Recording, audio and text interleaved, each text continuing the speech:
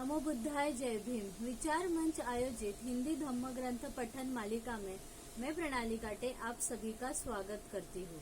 भगवान बुद्ध और उनका धम्म। धर्म तभी सद्धम्म है जब वह यह शिक्षा दे कि किसी आदमी के जन्म से नहीं बल्कि उसके कर्म से ही उसका मूल्यांकन किया जाना चाहिए।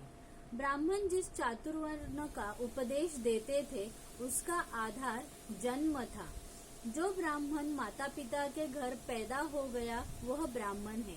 जो क्षत्रिय माता पिता के घर पैदा हो गया है वह क्षत्रिय है। जो वैश्य माता पिता के घर पैदा हो गया है वह वैश्य है। जो शूद्र माता पिता के घर पैदा हो गया वह शूद्र है। ब्राह्मणों के अनुसार आदमी अपने जन्म के ही हिसाब से छोटा बड़ा होता है और किसी दूसरी बात से नहीं। यह जन्मांतरित ऊंच नीच का सिद्धांत तथागत को उतना ही अप्रिय था जितना चातुर्वर्ण का सिद्धांत। भगवान बुद्ध का सिद्धांत ब्राह्मणों के सिद्धांत से सर्वथा विरोधी था। उनका सिद्धांत था कि किसी आदमी के जन्म से नहीं बल्कि उसके कर्म से ही उसका मूल्यांकन किया जाना चाहिए। जिस अवसर पर भगवान बुद्ध ने अपने इस सिद्धांत का उपदेश दिया वह अवसर भी विशेष था।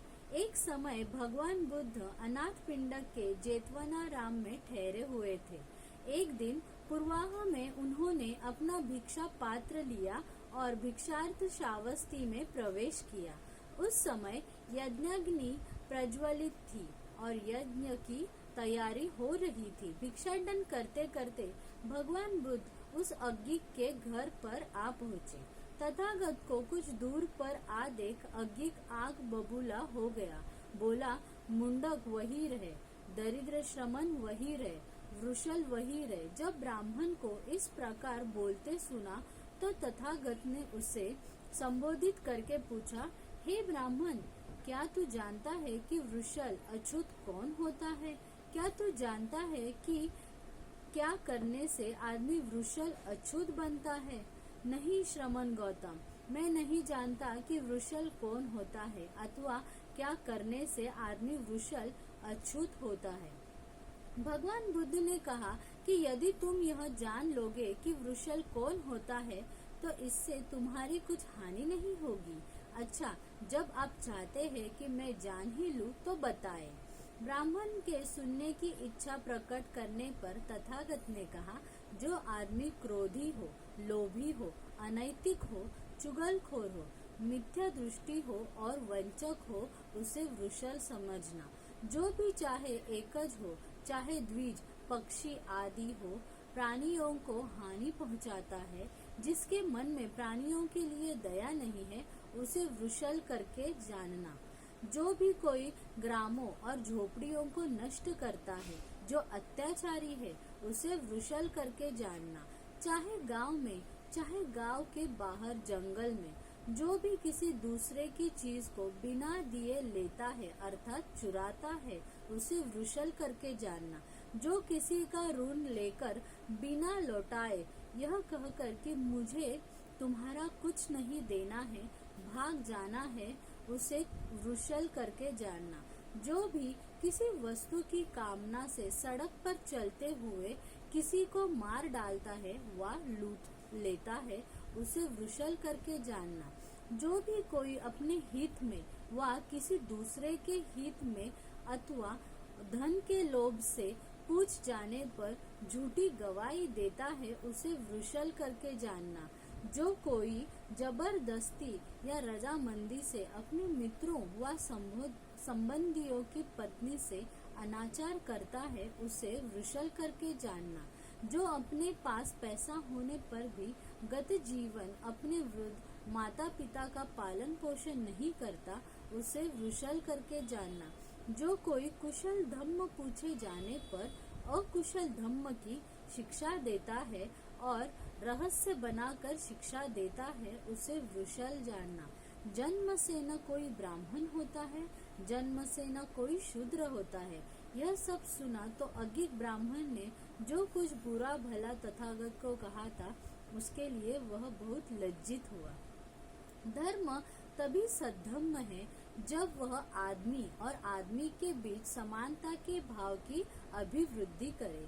आदमी असमान ही जन्म लेते हैं, कुछ मजबूत होते हैं, कुछ कमजोर, कुछ अधिक बुद्धिमान होते हैं, कुछ कम, कुछ एकदम नहीं, कुछ अधिक सामर्थ्यवान होते हैं, कुछ कम, कुछ धनी होते हैं, कुछ गरीब, कुछ। सभी को जीवन संघर्ष में प्रवेश करना पड़ता है। इस जीवन संघर्ष में यदि असमानता को स्वाभाविक स्थिति स्वीकार कर लिया जाए तो जो कमजोर है उसका तो कहीं ठिकाना ही नहीं रहेगा। क्या यह असमानता का नियम जीवन का नियम बन जाना चाहिए? कुछ कहते हैं हाँ। उनका तर्क है कि जो जीवन संघर्ष में टिकने के अधिक योग्य होगा वह टिका रहेगा। प्रश्न यह है कि जो आदमी जीवन संघर्ष में टिके रहने के लिए योग्यतम है, क्या समाज के दृष्टिकोण से भी वह आदमी श्रेष्ठतम है? कोई भी इसका निश्चयात्मक उत्तर नहीं दे सकता। इसी संदेह के कारण धम्म समानता का उपदेशक है। हो सकता है कि समानता के कारण जो श्रेष्ठतम व्यक्ति है वह भी बना रह सके, चाहे वह जीवन संघर्ष की दृष्टि से योग्यतम न भी हो। समाज को श्रेष्ठतम आदमी चाहिए, योग्यतम नहीं।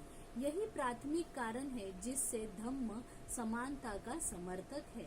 भगवान बुद्ध का यही दृष्टिकोण था और इसीलिए उनका यह कहना था कि जो धर्म समानता का समर्थक नहीं है वह अपनाने योग्य नहीं है। क्या आप किसी ऐसे धर्म में विश्वास कर सकते हैं या उसके लिए मन में आदर का भाव रख सकते हैं जो दूसरों को दुखी बनाकर स्वयं सुखी बनने की शिक्षा देता हो, अथवा अपने को दुखी बनाकर दूसरों को सुखी बनाने की शिक्षा देता हो, अथवा अपने को और दूसरों को दोनों को दुखी बनाने की शिक्षा देता हो? क्या वह धम्म अधिक श्रेष्ठतर नहीं जो अपने सुख के साथ साथ दूसरों के सुख में वृद्धि करता है और किसी प्रकार के अत्याचार को सहन नहीं करता? जो ब्राह्मण असमानता के विरोधी थे, भगवान बुद्ध ने उनसे कई बड़े खास प्रश्न पूछे हैं। भगवान बुद्ध का धम्म आदमी की अपनी पुण्य परक प्रवृत्ति में से उत्पन्न होने वाला अत्यंत न्याय संगत धम्म है। तो आज के ये भाग में हम यही रुक रहे। अगर आपको विचार मंच का ये उपक्रम अच्छा लग रहा है तो कृपया करके हमारे YouTube चैनल को सब्सक्राइब कीजिए और Facebook पेज को लाइक कीजिए ताकि आपको नए नए वीडियोस के नोटिफिकेशन आएंगे। नमो बुद्धाय, जय भीम।